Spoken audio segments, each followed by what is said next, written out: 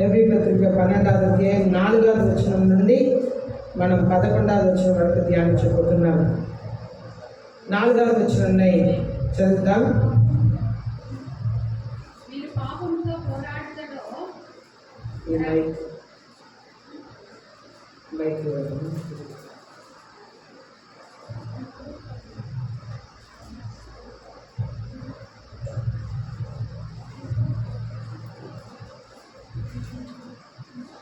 మీరు పాపంతో పోరాడుటలో రక్తం కారునంతగా ఇక దానిని ఎదిరింపలేదు.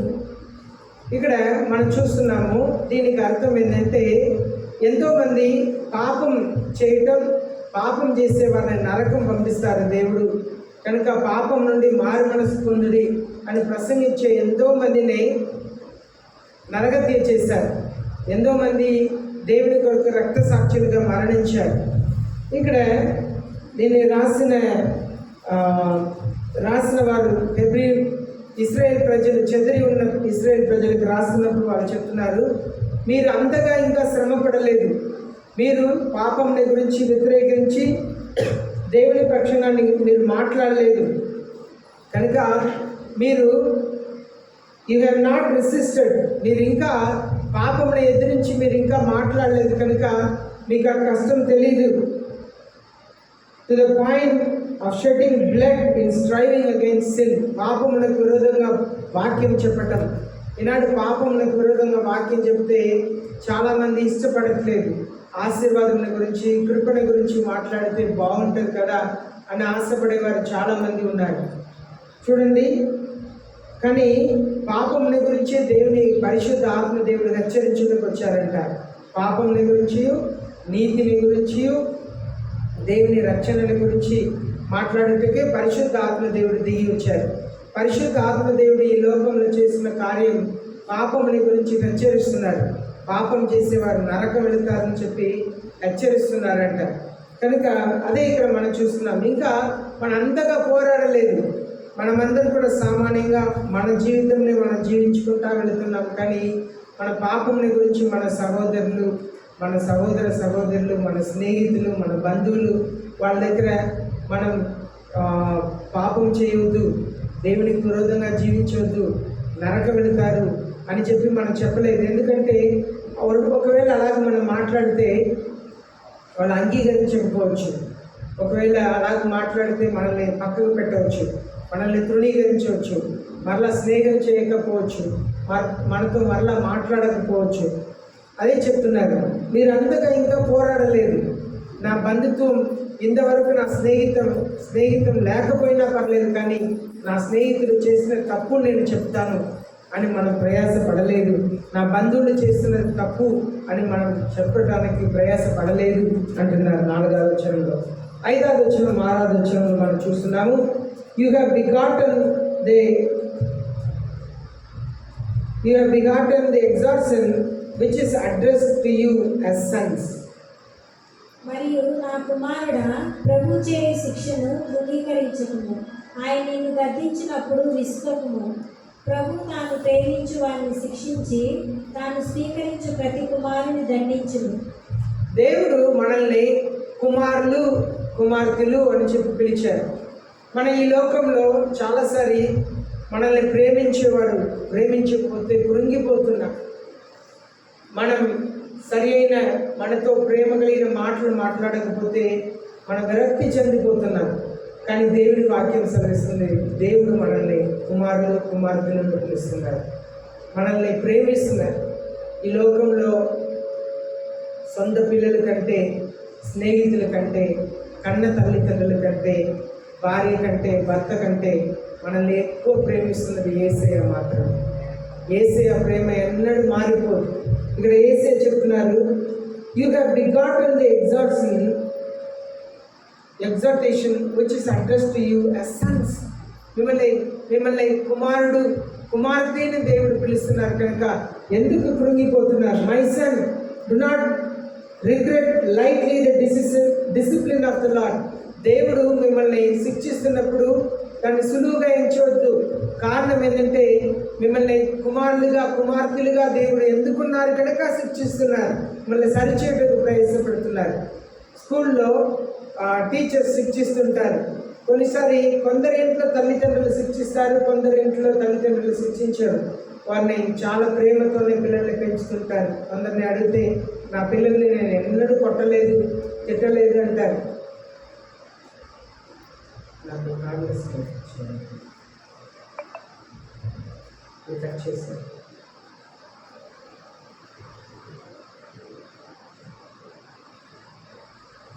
మనం చూస్తున్నాము, కొందరు పిల్లల్ని కొట్టరు, తిట్టరు, అలాగే పెంచుతుంటారు. కొందరు పిల్లల్ని తిడతారు, కొన్ని సమయంలో కొడతారు, శిక్షతోనే పెంచుతుంటారు. మన వాక్యంలో చదువుతున్నాము, my son do not regard lightly the discipline of the lord. దేవుడు శిక్షిస్తున్నప్పుడు దాన్ని సాధారణంగా ఎంచకూడదంట. ఇప్పుడు నేను మిమ్మల్ని ఒక మాట అడుగుతాను, మీ పిల్లల్ని మీరు సరిచేస్తారా, పక్క ఇంటి పిల్లల్ని సరిచేస్తారా? మీ పిల్లల్ని సరిచేస్తారు. పక్క ఇంటి పిల్లలు ఎంత మాట వెనక ఉన్నా, చెడ్డ మాటలు పలికినా, ఎలా ఉంటున్నా మీరు వారిని సరిచేయరు, మీ పిల్లల్ని మీరు సరిచేస్తుంటారు. మీ పిల్లలు పక్క ఇంట్లో ఉన్న పిల్లలు బూత్ మాటలు మాట్లాడవచ్చు, లేదు అల్లరి చేయవచ్చు, తల్లిదండ్రులకు అవిధేయత చూపించవచ్చు. వాళ్ళు ఎంత ఎక్కువ చేసినా మీ పిల్లలు చిన్న ఒక మాట మాట్లాడినా వాళ్ళని సరిచేస్తుంటారు. కానీ పక్క ఇంటి పిల్లలు మీరు ఏమీ చెప్పరు.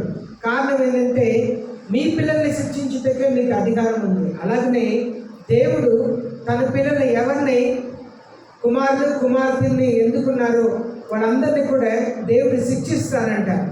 మనం చాలాసారి దేవుడి దగ్గర వచ్చినప్పుడు, దేవుడు మనల్ని శిక్షిస్తున్నప్పుడు, మనల్ని గద్దిస్తున్నప్పుడు మనం చాలా బాధపడతాం.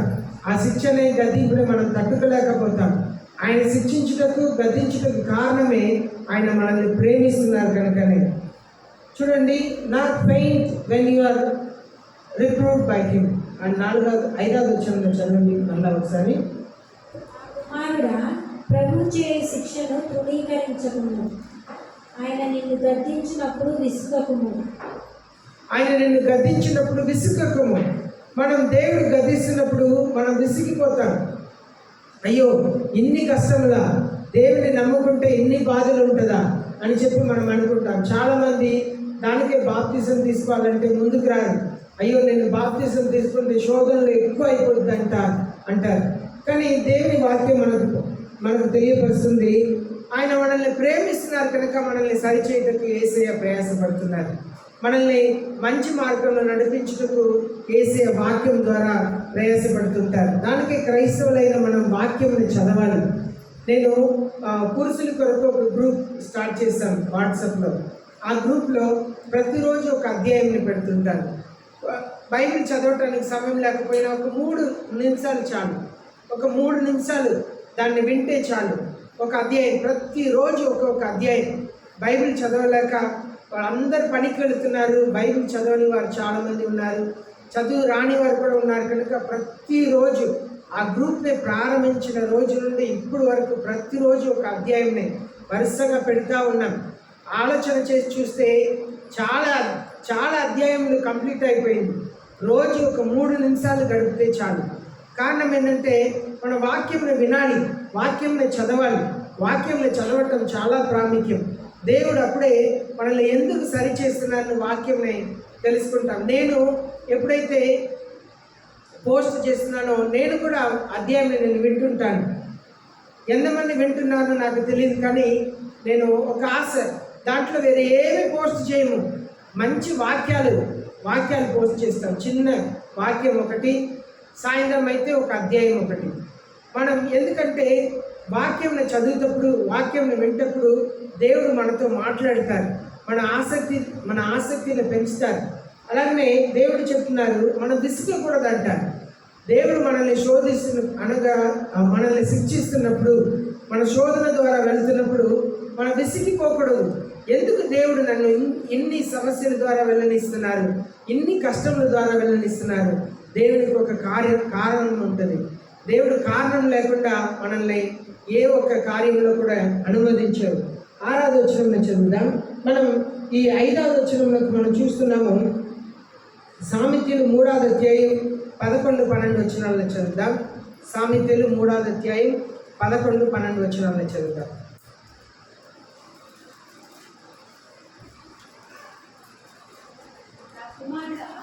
నా కుమారుడా, యెహోవా శిక్షను తృణీకరించవద్దు, ఆయన గద్దింపునకు విసుగవద్దు. తండ్రి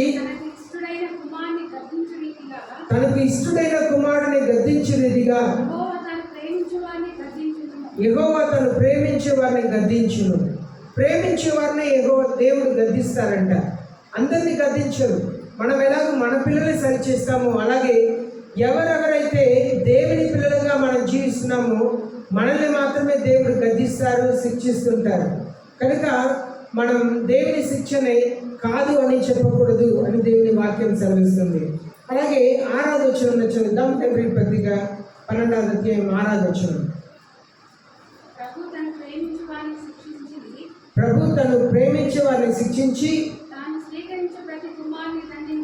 తను స్వీకరించే ప్రతి కుమారుని దండించును. చూడండి, ఆయన కుమారుడితో సంభాషించినట్లు నీతో సంభాషించు, ఆయన హెచ్చరికను మరచితిరి. ఇక్కడ మనం చూస్తున్నాము, దేవుడు మరలా చెప్తున్నారు, for those whom the lord loves he disciplines. ఎవరిని యేసే ప్రేమిస్తున్నారో వారిని సరిచేస్తారంట. ఒకవేళ యేసే మిమ్మల్ని సరిచేయకపోతే మీరు దేవునికి దూరంగా ఉన్నారని అర్థం. ఒక చిన్న మీరు ఏదైనా పొరపాటు చేసి ఉంటే, ఒక చిన్న జ్వరం లేదు ఒక చిన్న బాధ వేదన మీకు కలిగినప్పుడు మీరు దేవుని అడిగితే, నువ్వు పలానా విషయంలో ఇలా పొరపాటు చేశావు, ఇలా మాట్లాడావు, ఇలా ప్రవర్తించావు అని దేవుడు చెప్తారు. చిన్న విషయంలో కూడా దేవుడు గద్దిస్తుంటారు. ఎందుకు? ఆయన ప్రేమిస్తున్నప్పుడు. ఒకవేళ దేవుడు ప్రేమించకపోతే మీరు దేవునికి దూరంగా ఉంటే ఎంత పెద్ద పొరపాటు చేసినా కూడా అది పెద్దగా అనిపించదు. ఎంత పెద్ద పొరపాటు చేసినా కూడా అది పెద్దగా అనిపించదు. ఎంత పెద్ద పొరపాటు చేసినా అది పెద్దగా అనిపించదు. కారణం ఏంటంటే దేవుడు శిక్షించట్లేదు, దేవుడు సరిచేయట్లేదు అని అర్థం. కనుక మనం చిన్న ఒకవేళ ఎవరితోనైనా మాట్లాడేటప్పుడు మన స్వరంని మార్చి మాట్లాడినా కూడా దేవుడు వెంటనే శిక్షిస్తారు. ఒక చిన్న జ్వరమో ఒక తలనొప్పియో, ఎందుకు ప్రభువా నాకు ఇది వచ్చింది అని అడిగినప్పుడు దేవుడు చెప్తారు, నువ్వు పలానా వ్యక్తితో ఇలాగ నువ్వు మాట్లాడావు, ఇలాగ ప్రవర్తించావు, నీ పొరుగు వారితో ఇలా మాట్లాడావు, నీ సొంత బిడ్డతో ఇలా మాట్లాడావు, వారిని అర్థం చేసుకోలేదు అని మాట్లాడుతుంటారు దేవుడు. కనుక వాళ్ళని ప్రేమించే వారిని దేవుడు శిక్షిస్తుంటారు. For those whom he loves he disciplines and he scourges every son whom he receives. ఆయన దగ్గర వచ్చే ప్రతి కుమారుని కూడా ఆయన కొడతారంటే అదే నేను చెప్తున్నాను కదా, చిన్న అనారోగ్యం రావటము, చిన్న నష్టం కలగటము, డబ్బు విషయంలో నష్టం కలగటము లేదు, అది చిన్న విషయంలో కూడా మన దేవుడు కొట్టడం అంటే మనం భౌతికంగా కొట్టేటట్లు కాదు. చిన్న అనారోగ్యము లేదు, నష్టపోవటము, ఏదో ఒకటి జరుగుతూ ఉంటుంది. కారణం ఏంటంటే మన తప్పుల్ని తెలుసుకోవాలి. ఎప్పుడు మన తప్పుల్ని తెలుసుకుంటామంటే ఏదైనా మనకు జరిగేటప్పుడు మాత్రమే మనం తప్పుల్ని తెలుసుకుంటాం. మనకు ఏమి జరగకపోతే మనలో ఉన్న పొరపాట్లని మనం తెలుసుకోము.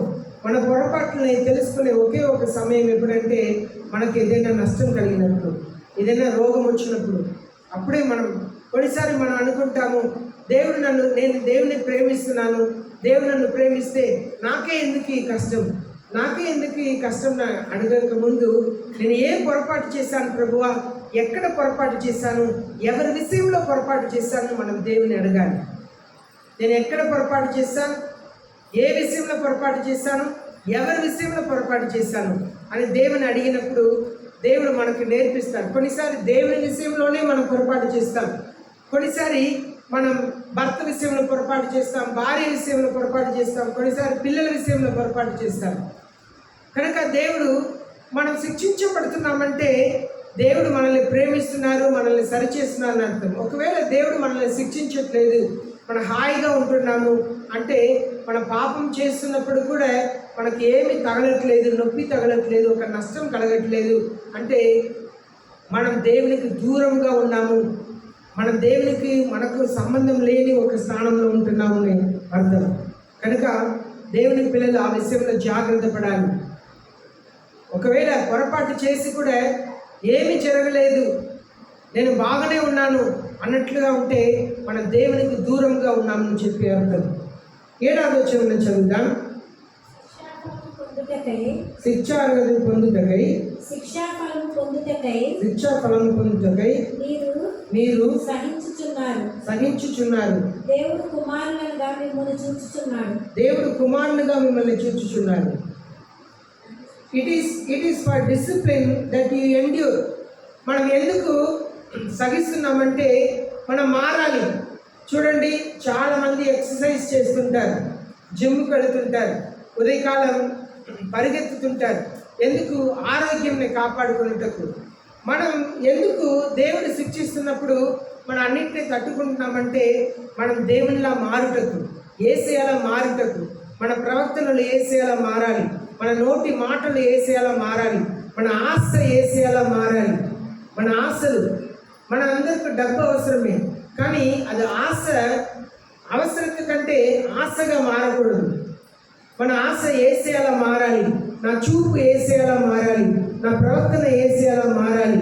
మనం యేసయ్యలా మారి మనం ఉన్న స్థానంలో నిలకడగా ఉండి సమస్తాన్ని స్వాధీనంలో తీసుకురావాలి. దానికే యేసయ్య మనల్ని శిక్షించి నేర్పిస్తున్నారు. సమస్తం మన స్వాధీనంలోకి రావాలి. కుటుంబం మన స్వాధీనంలో ఉండాలి, పిల్లలు మన స్వాధీనంలో ఉండాలి, పిల్లలకి చదువు వాళ్ళ స్వాధీనంలో ఉండాలి, మనస్సు వాళ్ళ స్వాధీనంలో ఉండాలి. మన స్వాధీనంలోకి మనం తీసుకురావాలంటే మన శిక్షించబడాలి. ఇప్పుడు స్కూల్లో టీచర్స్ పిల్లల్ని కొడుతుంటారు. ఎందుకు కొడతారు? వాళ్ళకి చదువు రావాలి, చదువు వాళ్ళ స్వాధీనంలోకి రావాలి, అల్లరితనం అంతా కూడా ఆగిపోవాలి. దానికే శిక్షిస్తుంటారు. టీచర్స్ అంటే కొందరికి ఇష్టం ఉండదు. కారణం ఏంటంటే ఆ టీచర్ మమ్మల్ని కొడతారు అని అనుకుంటారు. ఎందుకు వాళ్ళు కొడతారు? మీరు నేర్చుకోవాలని, వాళ్ళు క్రమశిక్షణ నేర్చుకోవాలి, అల్లరిని మానాలి, చదువు నేర్చుకోవాలని శిక్షిస్తుంటారు. నేను టీవీలో చూశాను, స్కూల్లో టీచర్స్ కొట్టకపోతే పెద్దగా అయిన తర్వాత పోలీస్ చేత కొట్టించుకోవాలంట. స్కూల్లో టీచర్స్ మోకాళ్ళ మీద నిలబడకపోతే పోలీస్ ముందు పెద్దవాళ్ళు అయిన తర్వాత మోకాళ్ళ మీద నిలబడాలంట. కనుక ఇక్కడ మనం చూస్తున్నాము, it is for discipline that you endure. మనం సహించేదంతా కూడా ఆత్మీయ జీవితంలో మనం ఫలించేవారుగా, ఆత్మీయ ఫలంని పొందేవారుగా మనం ఓర్పు కలిగి ఉండాలి. God deals with you as Sons. దేవుడు పిల్లల్లా ప్రవర్తిస్తున్నారు. ఎలా శత్రువుని శిక్షించేటట్లుగా శిక్షించట్లేదు. అగిప్తు దేశంలో ఎలాగ దేవుడు అగిప్తుల్ని శిక్షించారో మనం చూసాం. అగిప్తు దేశంలో ఉన్న వాళ్ళని శిక్షించింది శత్రువులుగా శిక్షించారు. కానీ ఇశ్రాయేల్ ప్రజల్ని శిక్షిస్తున్నప్పుడు దేవుడు ప్రేమతో శిక్షించారు. ఒక పర్యాయం ఎలా శిక్షించారంటే, ఇశ్రాయేల్ ప్రజల్ని ఎడారిలో సర్పంలో వచ్చింది, పాములు వచ్చి ఇశ్రాయేల్ ప్రజల్ని కాటేసి చాలామంది చనిపోతున్నారు. అప్పుడు మోసే వచ్చి దేవుని దగ్గర ప్రార్థన చేస్తే ఒక ఇత్తడి సర్పంను చేసి ఒక కర్ర మీద పెట్టమన్నారు. దాన్ని చూసే వాళ్ళందరూ కూడా, ఆ పాము కాటేసినా కూడా దాన్ని చూస్తే వాళ్ళు బ్రతికిపోయారు. ఇప్పుడు వాళ్ళని శిక్షిస్తున్నారు, శిక్షించినా కూడా వాళ్ళు ఆ శిక్ష నుండి, మరణం నుండి తప్పించుటకు ఒక మార్గం ఏర్పరిచారు. కానీ అగిప్తు దేశంలో వాళ్ళని శిక్షించినది కుమారులా శిక్షించలేదు, శత్రువులు. వాళ్ళు దేవుని విరోధులుగా, దేవుని శత్రువులుగా, దేవుని పిల్లలకు శత్రువులుగా వాళ్ళకి శిక్షించారు. కనుక వాళ్ళకి తప్పించుకోవటానికి మార్గమే లేదు. మిమ్మల్ని నన్ను దేవుడు శిక్షిస్తున్నప్పుడు మనల్ని పిల్లలుగా ఎంచి ఆయన శిక్షిస్తున్నారు. కారణం ఏంటంటే మన జీవితంలో ఒక మనసు కావాలి, ఒక మార్పు కావాలి. మనం జీవిస్తున్న జీవితంని అలాగే కొనసాగించకూడదు, దేవుని వైపు తిరగాలి అని చెప్పి దేవుడు ఆశపడుతున్నారు. చూడండి, యుద్ధం ఇంకా ఆగలేదు. యుద్ధం పేరుతో చెప్పి అన్ని ధరలు పెరిగిపోతున్నాయి. యుద్ధం పేరు చెప్పి అన్ని ధరలు పెరిగిపోతున్నాయి, క్వాలిటీ తగ్గిపోతున్నాయి. పాస్టర్ గారు అన్ని ఇక్కడికి తీసుకొచ్చేవారు. అక్కడ యుద్ధం ప్రారంభమైన తర్వాత దాన్ని ఏమంటారు,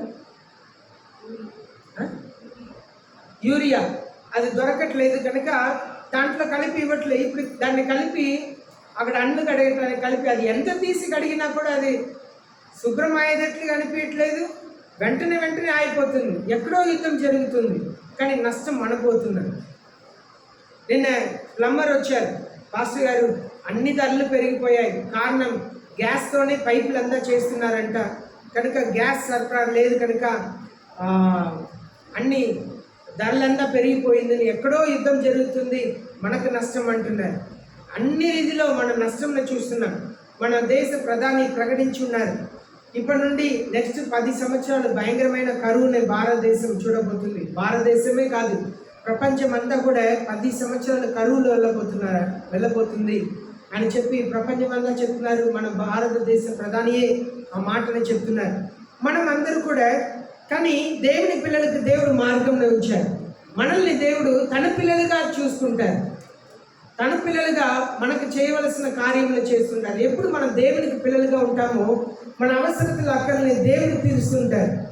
ఆయనకు పిల్లలుగా ఉండటం గొప్ప ఆశీర్వాదం, యేసయ్యకు పిల్లలుగా ఉండటం గొప్ప ఆశీర్వాదం. కొన్నిసారి ఆశీర్వాదంని మనం మర్చిపోతున్నాం, దేవుని ఆశీర్వాదంలో మన జీవితంలో మర్చిపోతున్నాం.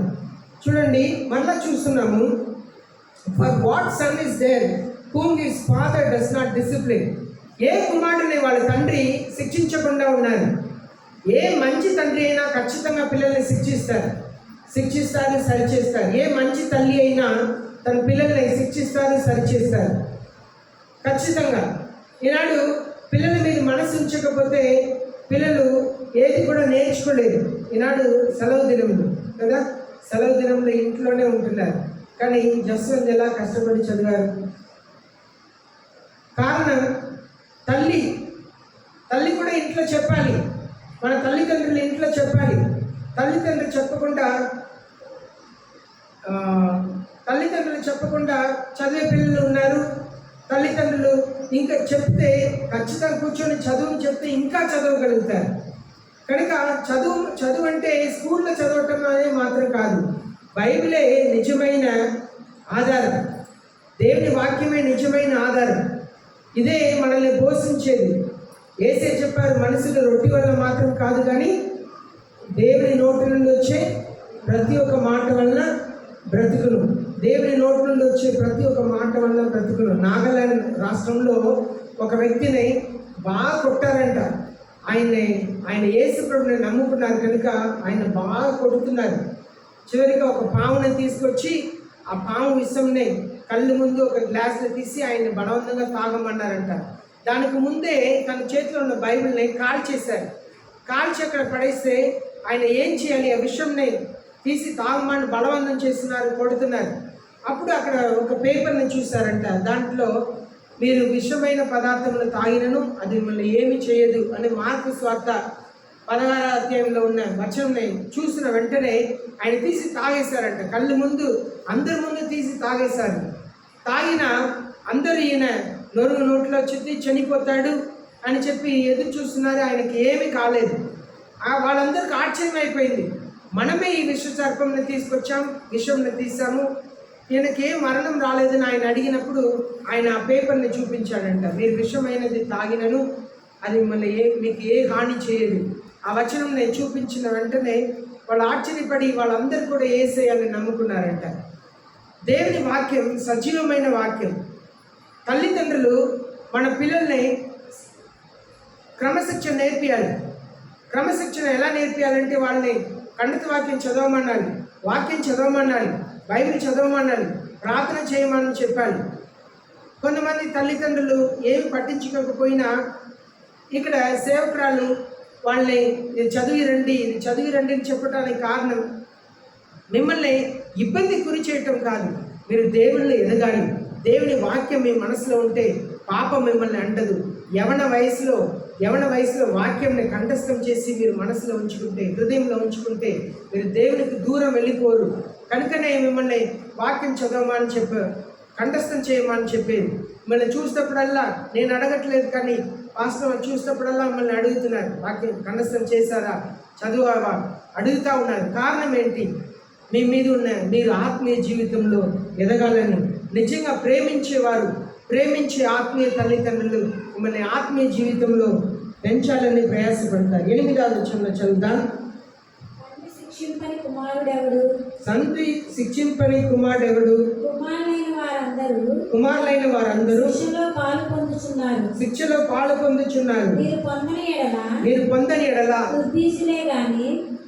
దుర్బీజులే గాని కుమారులు కాదు. ఇక్కడ చెప్తున్నారు, నిజమైన మీరు నిజంగా దేవుని పిల్లలైతే దేవుడు మిమ్మల్ని క్రమశిక్షలో తీసుకెళ్తారు. ఒకవేళ నిజంగా మీరు దేవుని పిల్లలు కాకపోతే మీకు క్రమశిక్షణ ఉండదు. మీకు క్రమశిక్షణ నేర్పిస్తున్నారంటే మిమ్మల్ని ప్రేమిస్తున్నారని అర్థం. క్రమశిక్షణ నేర్పించకపోతే మీ మీద ప్రేమ లేదని అర్థం. కనుకనే క్రమశిక్షణని మనం ద్వేషించకూడదు, తృణీకరించకూడదని దేవుని వాక్యంలో మనం 5వ వచనంలో చదివాం. 9వ వచనంలో చదువుతాం. మరియు శరీర సంబంధులైన తండ్రులు మనకు శిక్షకులై ఉండిరి, వారి యందు భయభక్తులు కలిగి ఉంటిని. అట్లయితే ఆత్మలకు తండ్రి అయిన వానికి మరి ఎక్కువగా లోబడి బ్రతుకోవాలే కదా. చూడండి, ఈ లోకంలో ఉన్న తల్లిదండ్రులు శిక్షిస్తున్నప్పుడే మనం లోబడుతున్నాం. అమ్మ నాన్న చెప్పే మాటకు లోబడుతున్నాం. వాళ్ళ మాటకు లోబడినప్పుడే మనం మేలు పొందుకుంటామంటే మన ఆత్మీయ తండ్రి యేసయ్యకు మనం లోబడితే మనం ఎన్ని మేలులే పొందుకుంటాం, ఎన్ని ఆశీర్వాదములే పొందుకుంటాం. మన ఆత్మలకు తండ్రి ఆయన. ఈ లోకంలో ఉన్నవారు మన శరీరములకు మాత్రమే తండ్రి, కానీ యేసయ్య మన ఆత్మకు తండ్రి. ఈ శరీరములకు తండ్రి అయిన వారికి లోబడితేనే మనం మేలుని పొందుకుంటాం, మనం నేర్చుకుంటామంటే ఈ ఆత్మకు తండ్రి అయిన వారికి లోబడితే ఎన్ని రీతిలో ఆత్మీయ రీతిలో మనం ఆశీర్వదించబడగలుగుతాం. అదే ఒక కథ నేను సండే స్కూల్ పిల్లలకి చెప్తుంటాను. ఒక నక్క ఉందంట. ఆ నక్క గొర్రెని మంచిగా ఉన్న గొర్రెని చూస్తూ ఉన్నదంట. ఎప్పుడైనా ఈ గొర్రెని తినేయాలి అని అనుకుంటుందంట. ఆ చిన్న గొర్రెని చూసినప్పుడల్లా ఆ నక్కకు ఒక ఆశ, ఈ గొర్రెని ఎలాగైనా తినేయాలి అని ఆశపడుతుందంట. ఒకరోజు తల్లి గొర్రె మార్కెట్కి వెళుతున్నప్పుడు చెప్పిందంట పిలిచి, నువ్వు తలుపు వేసుకో, ఎవరైనా వచ్చి తలుపు తగ్గితే మీ పేరు ఏంటి అని అడుగు. ఒకవేళ పేరు చెప్పిన తర్వాత కిటికీని ఓపెన్ చేసి పేరు చెప్పిన వారైనా లేదు వేరే ఎవరైనా ఉన్నారని చూడు. ఒకవేళ పేరు చెప్పిన వారు కరెక్ట్ అయితే తలుపు తీయి, లేకపోతే తీయొద్దు అని చెప్పిందంట. అలాగే తల్లి గొర్రె మార్కెట్కి వెళ్ళిన తర్వాత నక్క వచ్చిందంట. నక్క వచ్చి పేరు చెప్పిందంట, నేను నీ పెద్దవాడిని, ఊరు నుండి దూరం నుండి వచ్చానని చెప్పిందంట. పక్కన కిటికీ నుండి అది వెళ్ళి చూస్తే, చిన్న గొర్రె వెళ్ళి చూస్తే అక్కడ నక్క నిలబడి ఉందంట, తలుపు తీయలేదంట. నక్క కోపం వచ్చింది, ఎన్నో ప్రయత్నం చేసి తల్లి గొర్రె రావటం చూసి వెళ్ళిపోయింది. ఇప్పుడు తల్లి గొర్రె వచ్చిన తర్వాత ఆ బిడ్డ గొర్రె చెప్పిందంటే, అమ్మ మీరు చెప్పినట్లుగానే నేను చేశాను, లేకపోతే నేను చనిపోయి ఉంటాను అని చెప్పిందంట. మనం ఈ లోకంలో ఉన్న తల్లిదండ్రులకు లోబడితే మన శరీరంలో మనం కాపాడగలుగుతాం. కానీ మన ఆత్మీయ తండ్రి అయిన యేసయ్యకు మనం లోబడితే మన ఆత్మ ఫలాన్ని పొందుకుంటాం, మన ఆత్మని మనం కాపాడగలుగుతాం. ఎవరు ఆయనకు పిల్లలుగా ఉన్నామో వారిని మాత్రమే దేవుడు శిక్షిస్తున్నారు కనుక, క్రమశిక్షణలో నడిపిస్తున్నారు కనుక దేవుని ఆత్మకు మనం లోబడి మనం జీవించడం ప్రాముఖ్యం. 10వ వచనంలో చదువుతాం. కొన్ని దినముల మట్టుకు తమకిష్టం వచ్చినట్టు మనల్ని శిక్షించిరి గారి మనము తన పరిశుద్ధతలో పాలు పొందగలనని మన మేలు కొరకే ఆయన శిక్షించుచున్నాడు. చూడండి, ఈ లోకంలో ఉన్న తల్లిదండ్రులు కొంతకాలం వరకే శిక్షిస్తారు. మీరు పెద్దగా ఎదిగిన తర్వాత వాళ్ళు వదిలేస్తారు కదా, శిక్షించరు. పెద్దగా ఎదిగిన తర్వాత తిట్టరు, కొట్టరు. ఎందుకంటే మీరు పెద్దగా ఎదిగారు కనుక మీకే ఆ చాయిస్గా వదిలేస్తారు. కానీ యేసయ్య మనం పరిశుద్ధులుగా మారే అంతగా మనల్ని శిక్షిస్తూనే ఉంటారు, క్రమశిక్షణ నడిపిస్తూ ఉంటారు. మనం పరిశుద్ధతలో ఎదగాలి, పరిశుద్ధులుగా మారాలి, పరిశుద్ధమైన పిల్లలుగా మారే అంతగా క్రమశిక్షణ నేర్పిస్తూనే ఉంటారంట. So that we may share his holiness. ఆయన పరిశుద్ధతని మనం పంచుకునే వరకు, కళ్ళలో పరిశుద్ధత, పరిశుద్ధంగా చూడటం, పరిశుద్ధమైన వాటిని చూడటం, పరిశుద్ధంగా మాట్లాడటం, పరిశుద్ధమైన వాటినే వినటం, పరిశుద్ధమైన కార్యములనే చేయటం. యేసయ్య పరిశుద్ధతని మనం పొందుకునేంత వరకు మనల్ని క్రమశిక్షలో నడిపిస్తూనే ఉంటారంట. కారణం ఏంటంటే మనం ఆయనకు పిల్లలుగా ఉండటం వలన. He disciplines us for our good. మన మేలు కొరకు. మన పరిశుద్ధులుగా మారితే మన ఇంట్లో ఆశీర్వాదం వచ్చింది. మన పరిశుద్ధులుగా మారితే మన స్నేహితులు ఆశీర్వదించబడతారు. మన పరిశుద్ధులుగా మారితే మన సంఘం ఆశీర్వదించబడుతుంది. దాన్నే యోసేపు జీవితంలో మనం చూస్తున్నాం. యోసేపుని బట్టి పోతిఫారు గృహం ఆశీర్వదించబడిందంట. యోసేపు పరిశుద్ధతను బట్టి ఐగుప్తు దేశం ఆశీర్వదించబడింది. యోసేపు తను తాను పరిశుద్ధంగా కాపాడుకున్నారు కనుక ఐగుప్తు దేశమే ఆశీర్వదించబడింది. పోతిఫారు ఇంట్లో ఉన్నారు, పోతిఫారు గృహం ఆశీర్వదించబడింది. జైల్లో ఉన్నాడు, చెరచాల ఆశీర్వదించబడింది. పరిశుద్ధత, మన యేసయ్య అలాంటి పరిశుద్ధతను కలిగి ఉన్నప్పుడు మనం ఆశీర్వదించబడుతున్నాం.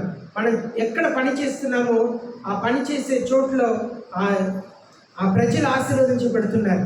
మనం ఏ పని చేసినా సరే, ఎక్కడ చేస్తున్నామో మనల్ని బట్టి ఆ ఓనర్స్ని దేవుడు ఆశీర్వదిస్తుంటారు.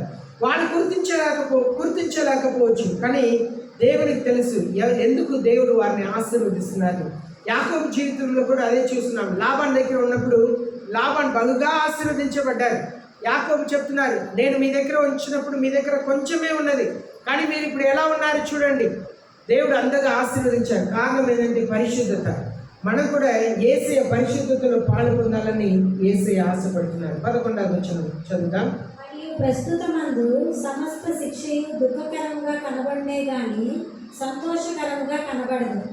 అయినను దాని యందు అభ్యాసం కలిగిన వారికి అది నీతి అను సమాధానకరమైన ఫలమిచ్చును. చూడండి, ప్రస్తుతం ఎలా ఉండిద్దంటే దేవుని శిక్ష, క్రమశిక్షణ అంతా కూడా చాలా నొప్పిగా, వేదనగా, బాధగా అనిపించింది. ఎందుకు దేవుడు నా దగ్గర ఇలా ప్రవర్తిస్తున్నారు, ఎందుకు దేవుడు ఇంత కఠినంగా నా దగ్గర ఉంటున్నారు అని ప్రవర్తిస్తున్నారు అనిపించవచ్చు. కానీ మనం అభ్యాసపడాలి. అభ్యాసపడటం అంటే దేవుని క్రమశిక్షణకు లోనవుతూ ఉండాలి.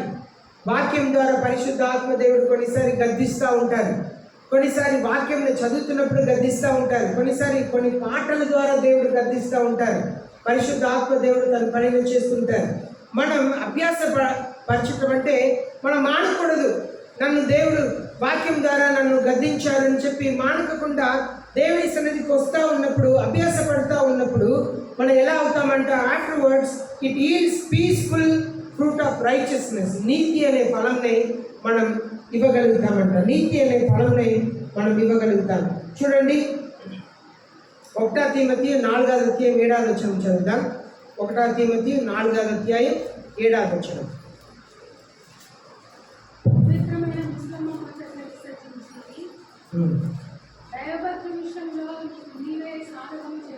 దైవ భక్తి విషయంలో నీకు నువ్వే సాధకము చేయము. దైవ భక్తి విషయంలో మనం సాధకం చేయాలి. అది ఎలా సాధ్యమైంది? దేవుని క్రమశిక్షణకు లొంగాలి, దేవుని మాటకు లోబడాలి. యేసయ్య చెప్పిన, సంఘంలో చెప్పిన మాటకు లోబడినప్పుడు మనం ఫలిస్తాం. అలాగనే యాకోబు రాసిన పత్రిక 3వ అధ్యాయం 18వ వచనం చదువుదాం. యాకోబు 3వ అధ్యాయం 18వ వచనం. నీతి ఫలము సమాధానం చేయ వారికి సమాధానం అందు వెతబడును. చూడండి, మనం సమాధానంగా ఉండాలి, అందరితో సమాధానంగా ఉండాలి, ఇంట్లో సమాధానంగా ఉండాలి, భార్యతో సమాధానంగా ఉండాలి, పిల్లలతో సమాధానంగా ఉండాలి, తల్లిదండ్రులతో సమాధానంగా ఉండాలి, అత్తగారు మామగారితో సమాధానంగా ఉండాలి, అక్క చెల్లి అన్న తమ్ముడితో సమాధానంగా ఉండాలి, స్నేహితులతో సమాధానంగా ఉండాలి. మన సమాధానంగా ఉన్నప్పుడు మాత్రమే నీతి ఫలంని, సమాధానం అనే నీతి ఫలంని మనం పొందుకుంటాం.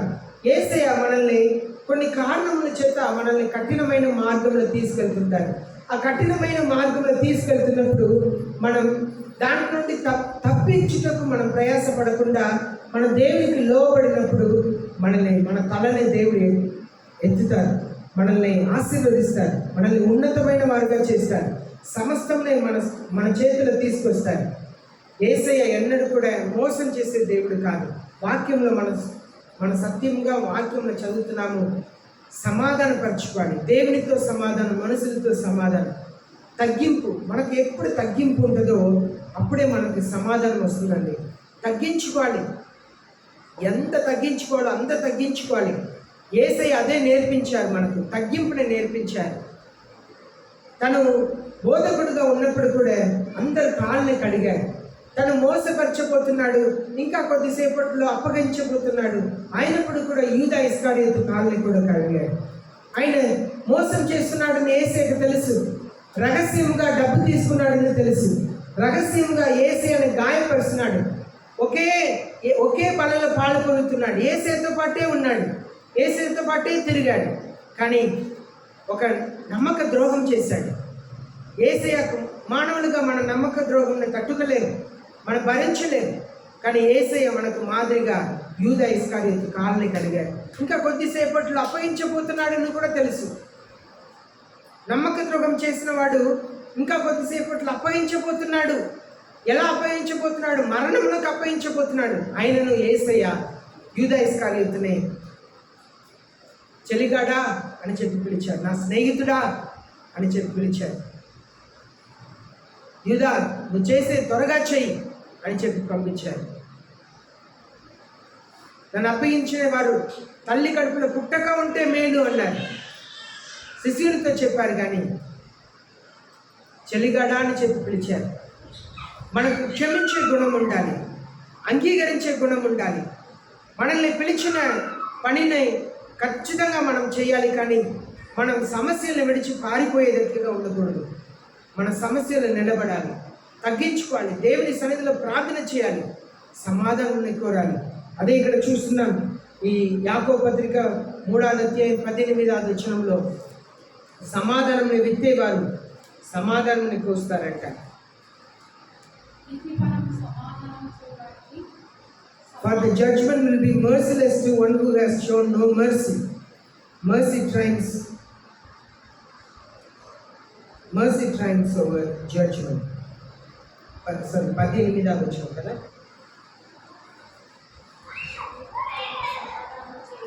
The seed whose fruit is righteousness is shown in peace by those who make peace.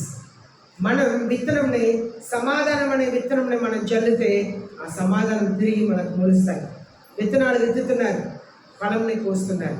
మన సమాధానం అనే విత్తనంని విత్తితే సమాధానమే మనం కోస్తామంట. యేసయ్య చెప్తారు, యేసయ్య మనల్ని శిక్షించి క్రమశిక్షణలో నడిపించి ముందుకు తీసుకెళ్లే కారణం ఏంటంటే ఆయన పరిశుద్ధతలో మనం పాల్పొందాలి, ఆయన సమాధానంలో పాల్పొందాలి. యేసయ్య చెప్పారు, I give the peace which the world cannot give you.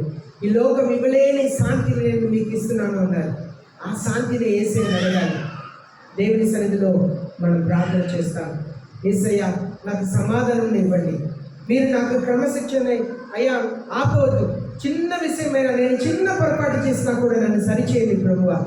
నేను చిన్న పొరపాటు చేసినా కూడా నన్ను వెంటనే సరిచేయండి, నన్ను వదిలిపెట్టవద్దు, నన్ను పట్టుకోండి ప్రభువా. మనం దేవుని సన్నిధిలో మోకరిస్తాం.